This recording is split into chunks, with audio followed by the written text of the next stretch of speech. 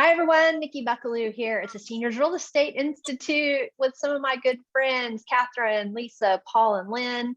Welcome to our first CSHP showcase of 2022, a spotlight on seminars. And I just have to tell you guys real quick before we get rolling, Naomi was sharing with me how many people we have registered, and it is amazing how many people have shown up to view this webinar on seminars.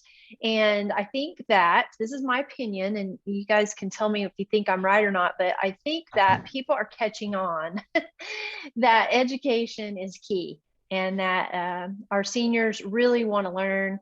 They're learning based, and the more information that we can provide them without a sales pitch, they'll take all they can get. Do you guys agree? Yep. Yes. Yeah, awesome. So, well, I just appreciate you guys doing this. We'll do some quick introductions, and looks like we've got about 60 or so people on the webinar right now. I know we'll have some others popping on. And so as you do, those of you who are listening in, feel free to type questions into the chat, and we'll field those as we go. I do have some prepared questions that I'm going to ask our panelists first, and we'll kind of go through those, and then we'll start fielding questions from the audience. And so just type those in as you go. They may go ahead and get answered by the normal questions that I'm going to ask, but if not, we'll be sure and circle back to them. So our goal, just so you know, is to really help agents that are out there thinking about doing seminars understand how these folks have done it in a way that has been hugely successful, both personally, I would say, and for your businesses also. So thanks for being willing to share. So let's dive right in. I'm going to start with you, Paul and Lyn. Just tell us a little bit about how long you have been specializing in the mature market, and then piggyback on that, how long you've been offering seminars as part of your real estate practice. Okay. So Paul and I started in real estate about 20 years ago, and we have been focusing on the senior market. I would say in the last 7 years, we've really focused on that particular niche. And from that, then we moved into offering the seminars. Yeah, and tell everybody, Lyn, where you guys are located, where you're, and the name of your seminar series as well. So the name of our seminar series is the Senior Truth Series. And I guess I should add the Great Transition Senior Truth Series. That's the name of our team. And we are located in Winter Park, Florida, just north of Orlando. So Wonderful. We started the seminar series around 2015, and I think it's kind of obvious that you reach more people when you fill a room with people than trying to do them individually. And initially we started by going to communities and asking them if we could speak, and it kind of became the subject of their choice as we started. And then we expanded to doing seminars for professionals, law firms, and so on. We developed our own seminar, and then when we, around 17, 18, we found Downsizing Made Easy, which is one provided by Senior Real Estate Institute, started doing that, and then expanded in 2018 to doing a full seminar series that was scheduled every month, advertised every month. So we, as I said, formalized it. And we're getting ready to do, I think, our 50th one of those this year. Awesome. That's exciting. All right. So since 2018, and you'll be on your 50th one. Actually, it's going to be our 53rd to be exact. 53rd. Wow. That's awesome. Wow. Cool. Well, we're going to talk about the details of the seminars and kind of how those have evolved and where you're headed with those in a moment. So Lisa, share with us where you're located, how long you've been working with seniors, and then when did you start doing seminars?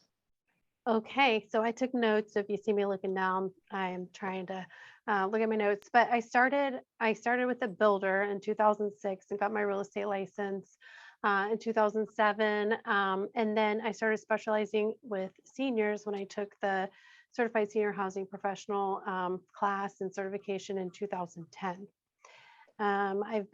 Oh, are we on the next question yet, or just Yeah, that? just go ahead. Yeah, I Okay. tacked the second question on there. When did you start doing I know, seminars? I heard. So I started doing my panel events. I'm going into my, I'm in my 6th year right now. Paul, you were doing the math, or I had to do the math. You said 53. So I've done 61 now, because we're going into our February panel, and they are every second Thursday of the month from 10 to 11:30 in a training type room. We recently moved from a church, kind of a big room that had a lot of acoustic issues, to more of a training setting, and it's working out. The people online and in person can hear better overall. Cool. Awesome. So hold that thought. I want to get into some details. We're going to be talking about venue and how many people you have coming and all that good stuff as well. Sure. So, Katherine, how about you? Tell everybody where you are and the name of your series, and how long you've been in the business and doing seminars. Thank you. I am in Wichita, Kansas. My husband, daughter, and I are in real estate together. We cover a lot of South Central Kansas, so think Wichita Metro and surrounding areas. And I've been in real estate over 25 years, and that's since the second time, because I was licensed in 1988. But I started in 96. I've been steady and highly productive in real estate ever since. I've been doing the senior niche for about 3.5 years. I wanted to kick off in January because I was close enough to it that I kicked off in January of 2019. So I'm going into my 4th year of seminars. I've completed 28. COVID year, we just did 5 in person, but we've done 28 that are completed. I've done several other speaking events, which I haven't tracked. And then it also led to a television show, and I've created 34 television episodes. The 34th one will air Friday night. So that's what I've done, thanks to the seminar learning and Senior Real Estate Institute. Yeah, fun. So it's interesting to have watched you, because when we first started talking about really encouraging people to launch their seminars, I remember you saying, you know what, I'm going to do a television show. And I'm like, okay, right? Like that was not even on my radar, and you dove straight into it and then combined all of that together. So that's a lot of fun to watch in the works. Okay, so let's talk a little bit about the specifics of what your seminar initiatives look like, because they're all very different for the most part. You guys have all taken the basic idea and then added your own personalities to it, your own pluses to it. So there's nothing about what you're doing that's identical.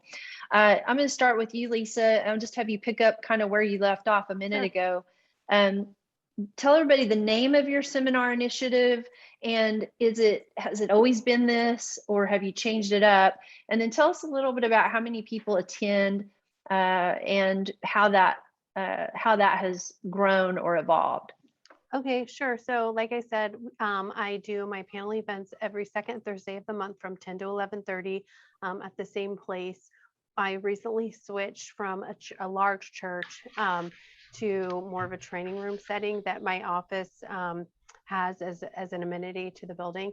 Our first event here was in December, which I was really worried about, because for 5 years we were at the same place, but people found it. They didn't miss a beat, and the acoustics are so much better. We have about 40 to 50 people in attendance now, and about half of those are online. And so as you can imagine, sound is the most important thing. Sure. It's the most important thing in person too. But so we've got that fixed now. Before COVID, depending on the topic, some topics are more popular than others, but we were getting anywhere between 60 and 80 people. I forgot, I'm in central Indiana, so Indianapolis. And most of our attendees come from central Indiana, some suburbs around Indianapolis. So, and Lisa, tell everybody the name of your seminar series. Mine is Indy Senior Living Series. It has always been called that, and yeah, that's it. Okay. And so you're doing right now, just to be clear, so you're doing both in person and you're streaming it virtually, correct? Yes.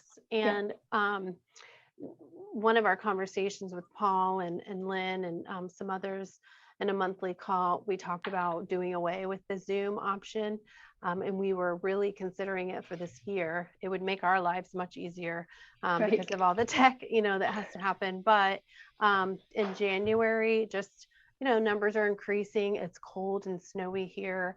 Right. And people are afraid to come out of their house if they're feeling Sure. sick. So we were glad that we had Zoom in January. Sure. So. Yeah, wonderful. And there are going to be some technical questions that people have about presenting seminars using virtual options. And so we'll circle back to those technical questions as we go. So Paul and Lynn, you guys doing yours locally, both in person and Zooming. Talk about the name of your seminar series, how you came up with that, as well as the numbers that you've got right now. Yeah. So our seminar series is a Great Transition Senior Truth Series. We do offer it on a monthly basis. We do 11 a year. We do not have one in December. And we have actually changed locations due to COVID when that all happened. We started out at a local library, and when COVID hit and everything shut down, they were very reluctant to open up again. We were ready to get started, but they weren't. So we found the Chamber of Commerce, and it happens to be a beautiful new building, very easy parking. Parking is really important to have that accessible for your attendees. The room layout is perfect. It has really worked out well. I'm glad we made the change. So we hold ours on the first Thursday of the month. We begin at 9:30 and usually are wrapping up by 11. Our attendance pre-COVID was about 50 attendees attending pretty regularly. And then during COVID, we skipped a couple months and then picked up using just Zoom. And since things have kind of settled down a little bit more, we have gone back to in-person seminars. And at one point we were doing in-person, putting it out on Zoom, and also recording it, which is a lot. Right. Since Right. then, we have dropped the Zoom, and so now we are in person and then we record it. Yeah. So this past few weeks, when we had our first seminar of the year, we had between 70 and 75 registered. Probably half of those came in person. The other half get a link to the recording after the seminar. So for people that aren't comfortable coming for whatever reason, or live far away, Sure. then they have the ability to watch it via recorded link. Wonderful. And so, Katherine, what about you? You said you're now doing your seminars monthly, right? Mhm. And so talk a little bit about what your attendance looks like, and also what it's called and where you're hosting it. Yeah. So mine is called Empowered Senior. At first it was Empowered Senior Series and .com, and I changed the name to empoweredsenior.org. And so there's a lot of good information on my website, and I'm working on a lot of things there. You can also check out my Facebook page, not now, but later. Check that out. You can see lots of photos. So there's a lot of clues there. I do mine the second Thursday of every month. I was determined to do the best that I could to do it all in person last year. And I'm so happy that we did every single month in person. I take January off because I need a break. And I think sometimes seniors need a break after the crazy holidays. And because of weather here too, to me, it's nice to not worry about January. So I did February through December. I was afraid COVID would shut us down in November and December. So I did a fun Oktoberfest after the October, because I thought that might be our last hurrah last year, but we made it all the way through. And it's 10 to 11:30. It works out really well. During COVID, I watched some of my peers do Zoom streaming, but I feel like I kind of do this by myself mostly. And I just didn't feel like technically I was up for it. I tried a few Zoom things, but I didn't try to do seminars on Zoom. Right. But I played with video and I did some experimenting. And then when we went back live, we started recording it. First, I had a lady do it on a laptop on a metal cart. She'd just roll the cart around. And then she hired a videographer. And so now we have a professional videographer. Katherine, talk a little bit about your venue, where you have it, where you're holding it. Okay, so I went bold because I just felt that these seminars were right for me. It was like, I just knew in my soul that this is what I was supposed to do. And I heard people talking about doing it in the library and, don't do it in a senior living facility or community. And so I wanted to find a spot where I wouldn't have to do two of them, that I could just do one geographically and that would work. And I wanted something that would be appealing to seniors, no steps. So I paid $500 a month to go to our botanical gardens. It's called Botanica. And it's really been one of the best decisions I ever made. And it was extremely risky to do, but we made it and it's been worth every penny. And about how many people are you finding that you guys are attracting? Now I realize COVID numbers affect that, but what are you seeing? We started off right off the bat, getting maybe about 70 people there, just going off of memory when I first started. And we worked our way up to 100, 120, 170, 180. We'd get over 200 people. We had to give up tables and go to stadium seating. And then we had 300 people sign up for a December event pre-COVID, but we also did like a Christmas party, and we had to turn people away in droves that were trying to register from all over the state. So we had 300 max capacity. And then after COVID, we probably started off like 50, 60 people, and now we're over 100 again. Yeah. So people are beginning to get back out again in most areas. The people that come out, they're so appreciative that we're doing something live. And I think that I have a big advantage here because everyone else shut their seminars down. Yeah. And there's a hospital that normally does the seminar. They shut theirs down, of course, and other organizations shut theirs down. Mine is the only seminar series that's consistent and ongoing. So I think it's a huge competitive advantage. Yeah. I think you're right. I think people want something live and they appreciate that we're giving them the option of coming if they want to come. Yeah. And we record it, but we don't let it distract us because my focus is on the live audience, period, end of story. Right. So it does get streamed and we do record it and we do post it and turn it into an article. Sure. Perfect.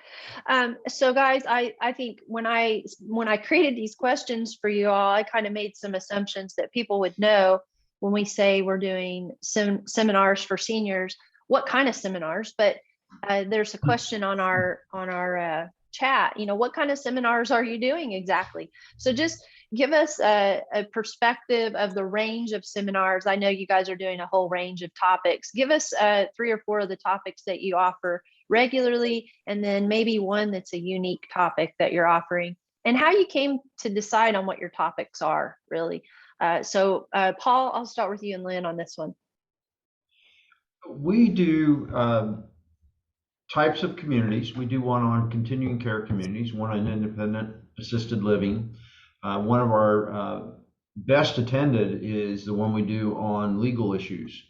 And we'll come up with a different name. The seminars don't change so much. We change the names on, for example, we might say it's on trust and wills. And then the second way, it might be how to save your estate from probate. It's kind of the same seminar, but it seems to draw different folks to do them. And what other ones can you think of? I don't want to steal everybody else's thunder here. That's all right. Those are 3 of the ones we do. Let me just jump in there. You're not an attorney, so how are you delivering a seminar on legal issues? Well, thank you for asking. I think we all do this. We facilitate, as a moderator, a seminar. We come in and we have a set of predetermined questions that we review with the panelists, and the panelists for Lyn and I will be 1 to 3 people, depending on the subject and the depth of the subject.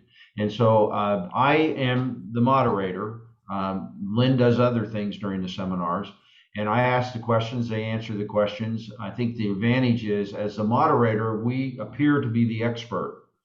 And even though we're not, we're the expert question asker.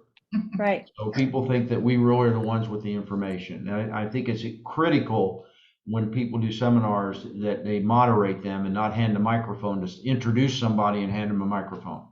Yes. Yeah, well said. Yes. Lisa, how about you? What are some of your top topics, and how do you handle topics that are not within your scope of knowledge?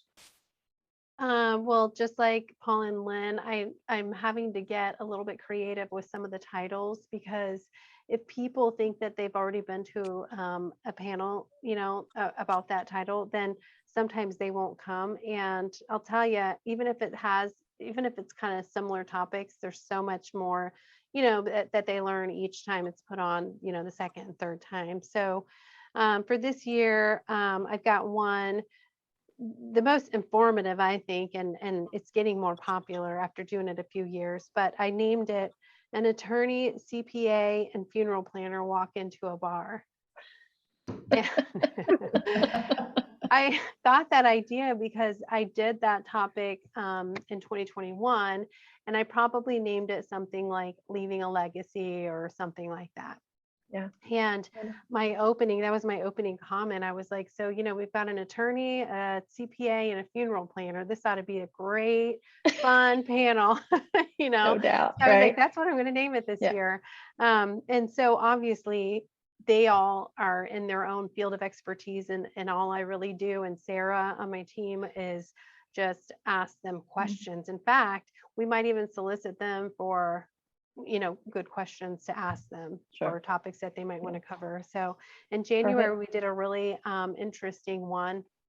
We've got two gals here who are local business owners, and one of them is called Ray Services. She has a few sit downs with the client, and will create a booklet for them that has all of their social media accounts, passwords, all of their investments and the account numbers, and if there's a power of attorney and will and all this. She puts it all in one place and into a binder for the client and gives them an editable PDF. So when their passwords change, they can go in and change it. And then she also puts it on a thumb drive. And That's then smart. so we had her, and then another lady who's so cool. She's an RN, and I think she's an RN, maybe whatever the next level is up from there, nurse practitioner. She is creating an app that houses the entire family's medical history or summary and history, even pets, on the app, so that people can advocate for themselves and their family members when they go to the doctor.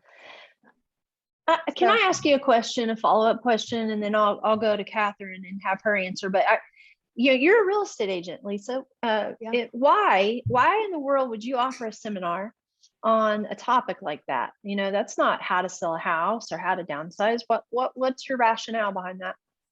Well, one of you all said something about, we become the experts, even if it's not our field of expertise, because we're the expert event hosters, we bring everybody together, and people start to look at me and Sarah as a resource when they are getting ready to do something in their house, or they want Sarah's number from the gal that spoke in January. They're going to come to us and ask us.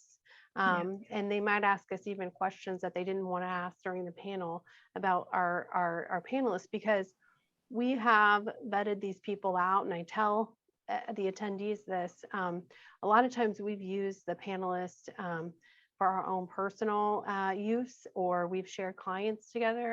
So we know their mode of operation, we know how they work, and we promise, that they give the same great service that we do. Otherwise, we wouldn't have him here on the panel, and we wouldn't work with them. So we start to look like a resource and the expert. Yeah. I think that's perfect. And I know from my experience with you guys, you're all educators too. So you're advocating as much as you are educating. Katherine, briefly, what are some of the best topics that you've offered, and how do you see that playing out this year? I learned from you that decluttering and scams are always going to be your top draws. So at the very beginning, I would watch your videos, study your materials, and that's how I got started. Then I got a real comfort level with it. So I kind of freewheel it a little bit. And I talk about things that interest me. And to be honest with you, this month I'm doing Matters of the Heart. It's Valentine's and I thought, or February. So I thought Matters of the Heart. I didn't know what that was going to be. I'm kind of a fly by the seat of my pants person, but I get things done. And then I had to think about, okay, so I've been saying it's Matters of the Heart. What's that going to be about? So I did tie it to housing. And so I just try to put on a good show every month to grow my database, because if your database is your business, you need to grow that. And so that's what I'm really focused on this year, is really growing that. And I wanted to be a trusted authority. I wanted to create my own lane. That's why this whole thing started. I'm tired of competing with other real estate agents, and I don't want to play that game anymore. I want my own highway. And that's why I started out doing this. I have a heart for seniors. I was candy striper when I was 7th and 8th grade. And that experience left an imprint on my heart. And I feel like I've come full circle. And at first it started out just being about real estate and selling more houses and being the authority. And now it's that I want to help people, not just with downsizing and exiting the real estate market or staying in their own home as long as possible, but I want to help them with medical, legal, everything that they need. And so to me, the return on investment is way more than anything you could do in real estate. The return on investment for me is joy. And I thank you for that. It fills your soul, doesn't it? Yeah. Mm-hmm. So we're going to talk about how much business does come in as a result of this, because, we could talk about the how-to part of doing seminars, which we're actually going to talk more about in our part 2 next month. But how much of your business actually comes in real estate comes as a result of doing these seminars? Lyn, Paul? Well, it's an interesting question, because the seminars have kind of become our business. Now, we don't let the tail wag the dog, but we found that by doing, and I stress the word education seminar, I start everyone with, we're not here to sell you anything. And I end with the question, did we try to sell you anything? And so what we find is that people, we all have our groupies, the folks that come to most every seminar. And they'll come and after a while, they'll come up and say to us, we're ready to do something. Will you please come out to the house and meet with us? So over the past few years, and I tracked since we started formally doing the seminars, 50% of our business has come out of the seminars. And just to put some numbers for people, that's roughly 51 transactions we've closed that we can essentially tie back to the seminars and what we do around them. And it's over $17 million in real estate business. And then to Katherine's point, forget the income, the fulfillment that we get by working with families and people calling and saying, we could never have done this without you. Yeah. Mm-hmm. Yeah. There's a trade-off. I think when we do real estate, sometimes people, I talk with a lot of people who join our organization and to get certified, and they say, I just have lost the passion for real estate. And you guys, you don't have any lack for passion. You guys are you're all pretty excited about what you do, which makes me happy. Lisa, what about you? How much business would you say has come as a result of your seminars? If you last year it was 75%, and if you multiply that by 5 years, that's about 86 transactions total directly from the seminars. Directly from the seminars. Yeah. Amazing. Katherine, have you tracked that? I did. I looked at our business last year. 80% of our listings, can you believe that? 80% of our listings came off of this. That. And 53% of our buyer controlled sales. That's amazing. And I'm just trying to do this as well as I can and looking for the payoff to grow. I believe it's coming. But I was amazed just looking at those numbers last night. Yeah. Well, and the reason I asked, those of you who are wondering why I asked it that way to Katherine, I know Katherine tracks success on a different metric. And it's how much fun she's having, how much joy she finds, how many lives she gets to touch. And so I know they're profitable too, but not everybody tracks the same metric, right? When it comes to whether or not their business is successful. So I know your husband tracks that metric just like mine does though. So right. All right, good. So I know we kind of have already talked about why you decided to offer seminars, but what I want to know is if you want to add to that, you can. But my guess is that you have some advice for agents out there as to, what they should think about if they're going to start offering seminars. What are some of the things you would recommend? And then we'll go to some of their questions and see if we can't answer some of the questions that they might have posted on the chat there. So Katherine, I'll just come back to you. What advice would you give people?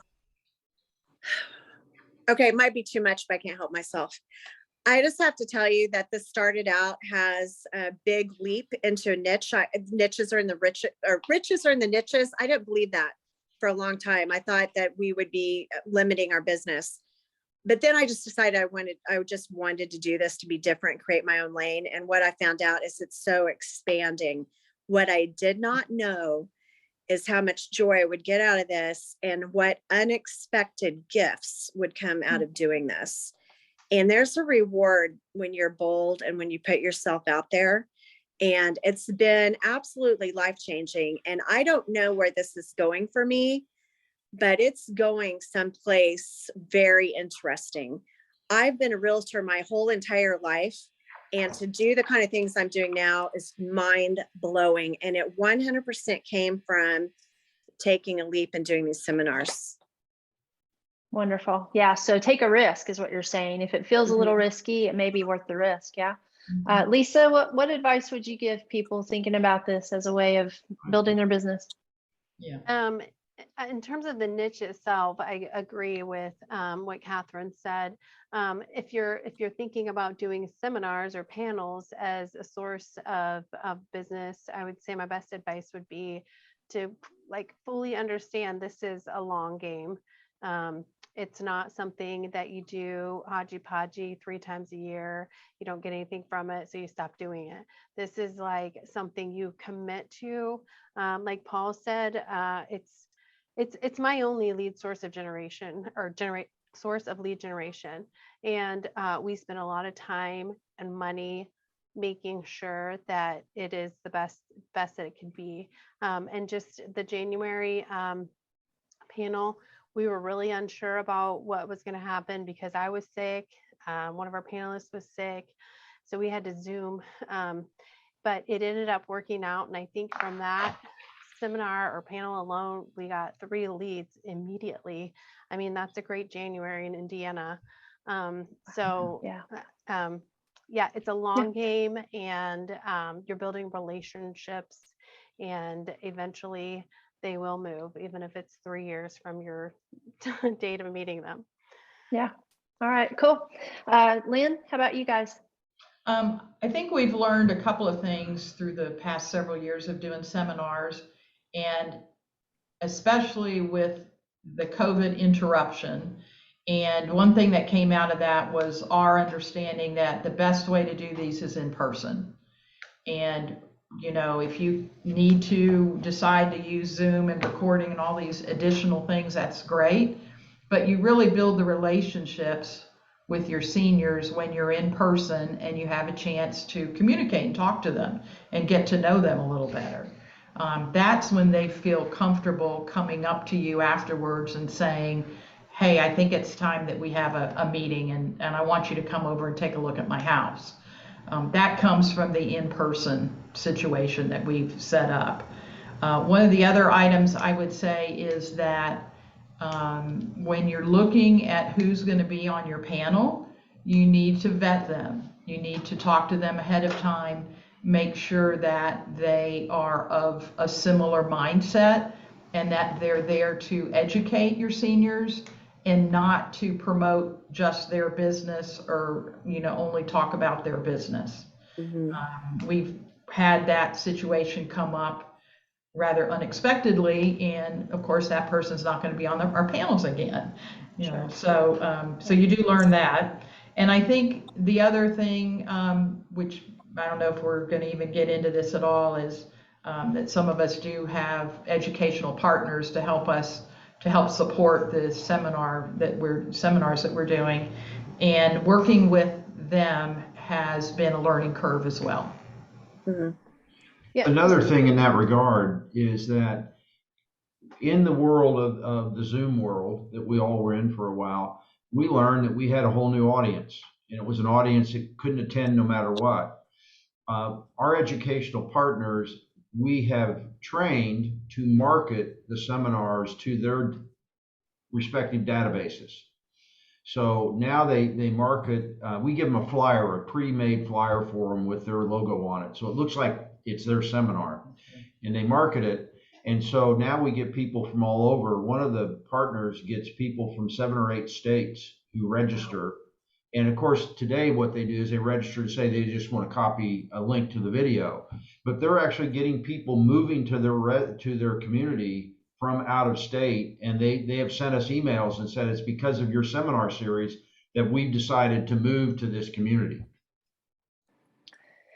That's probably, I would say, we're going into our 7th year of doing seminars here in Oklahoma City. And I would say, Paul, what you just said is one of my favorite things that happens is someone calls or catches you at the seminar and says, I made a decision about X. And it might be that I decided to get my retirement plan in place, or I decided to move to a senior community, or I decided to talk with my kids about my plans for as I get older because of these seminars. And it's like, there's something about that, that you've changed somebody's life, you've made an impact in somebody's life.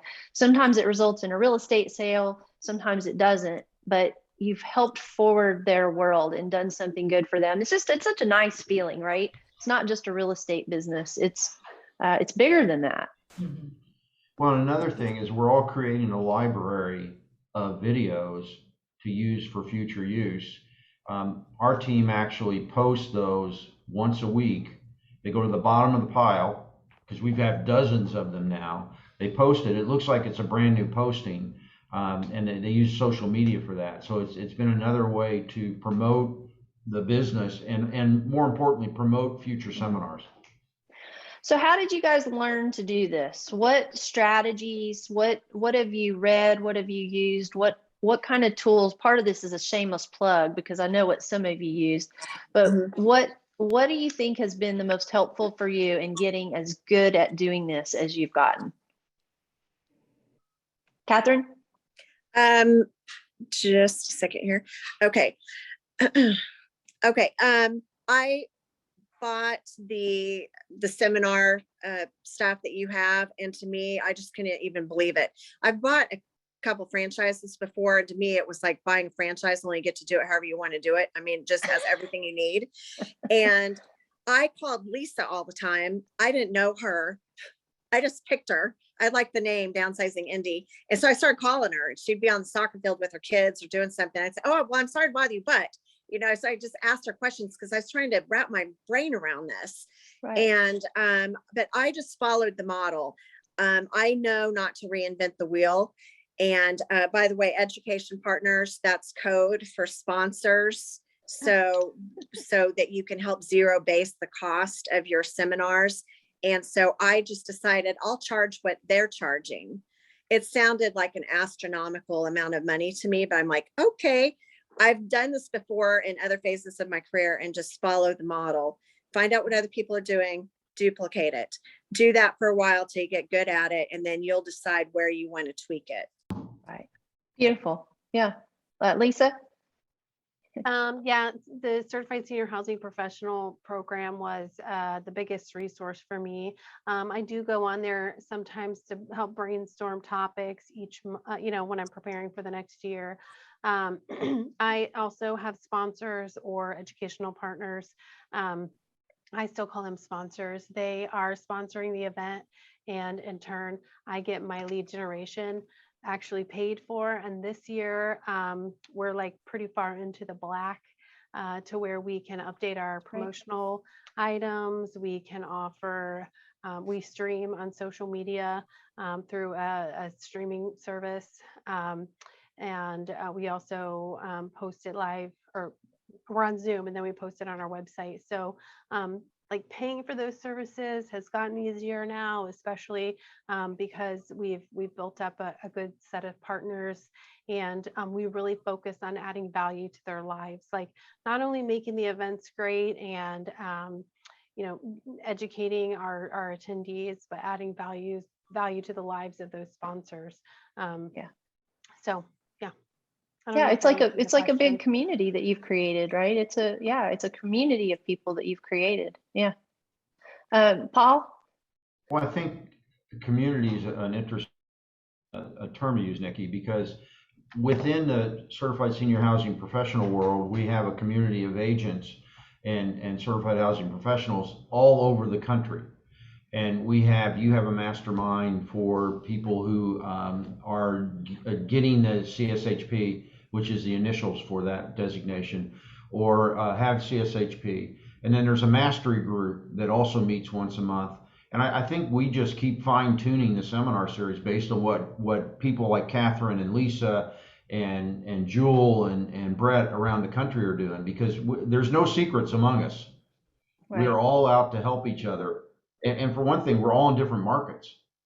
Yeah. So I encourage people to, if they're thinking about doing this as a career, get in SHP, Certified Senior World, and take you there.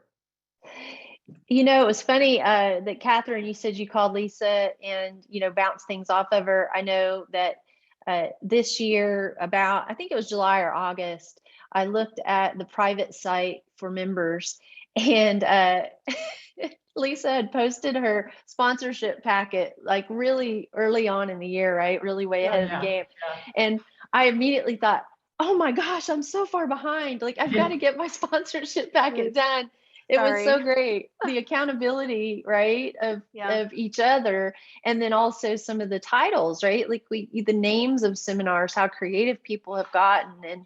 And when you're in Wichita and you're in Indianapolis and you're in Orlando, it doesn't hurt that you're using the same titles or names, right? Because we're all talking to a different audience. And just, I don't know, it's just been really fun to watch the growth of the communities everyone has created in their respective cities, and the level of respect that you guys have of not just your attendees, but of the community of aging services professionals in your markets. They really do realize that you are different than the average realtor, that you are more than that. And I think that to me has been a beautiful thing to watch across the country, right? With about probably a couple of dozen of our certified members. So that's really exciting.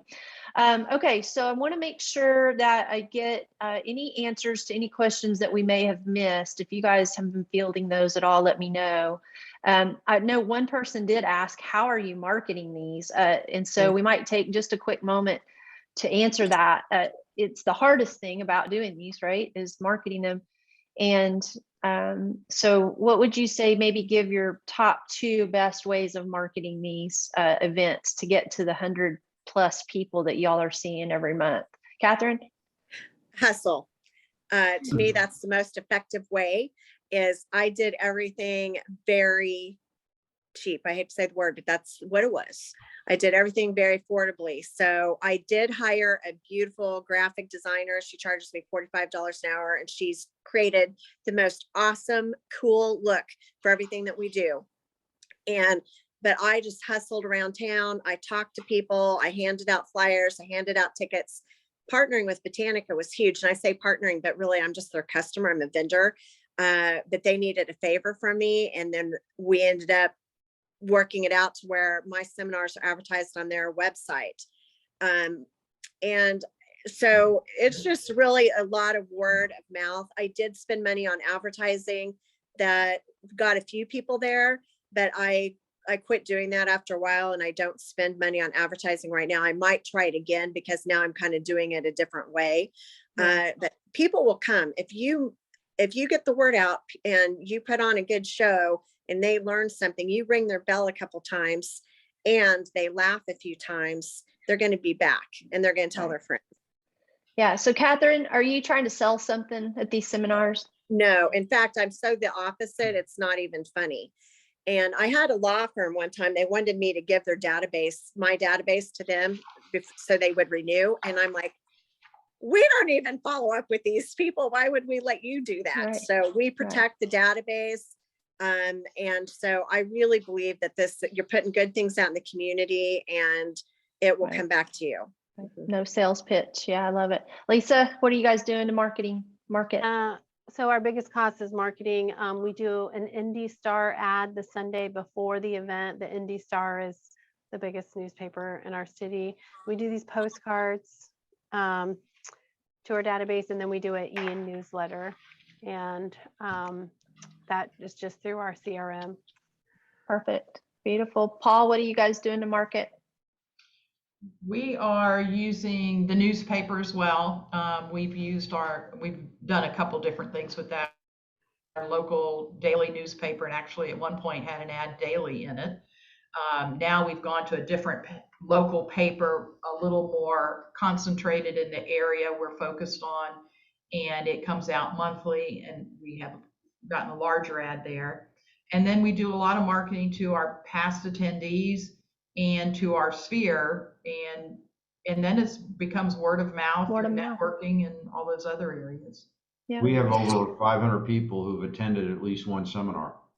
Yeah.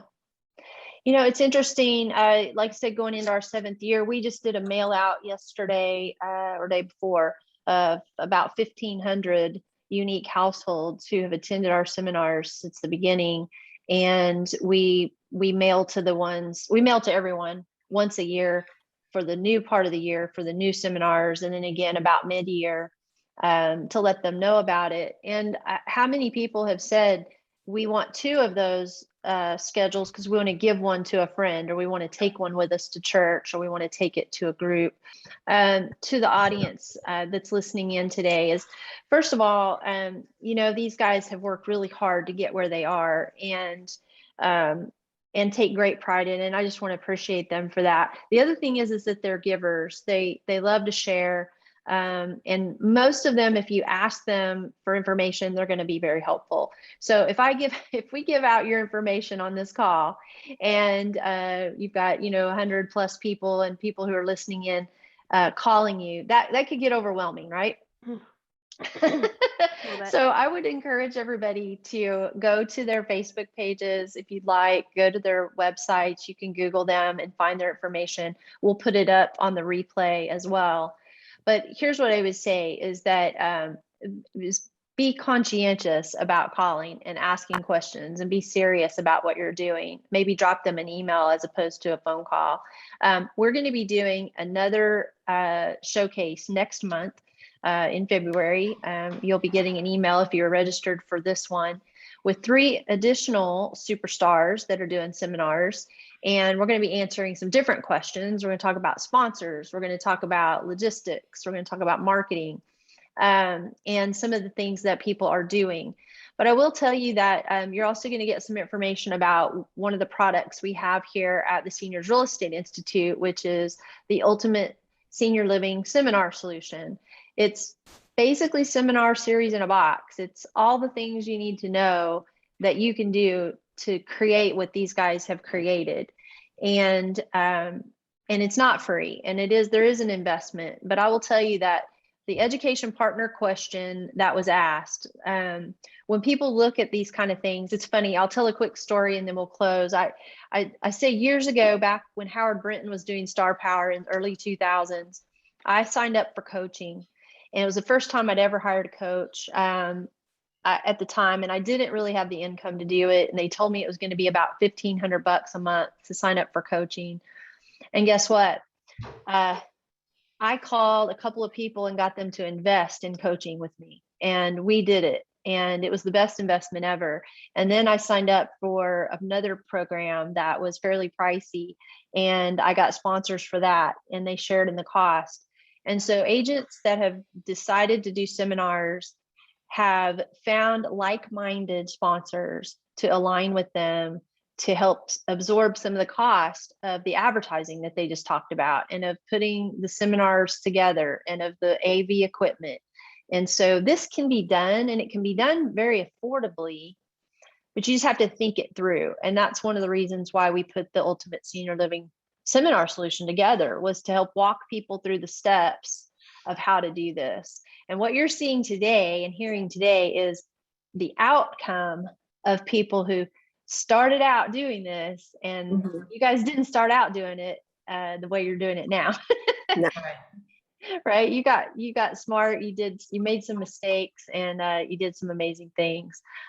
Final thoughts, guys. Really quick.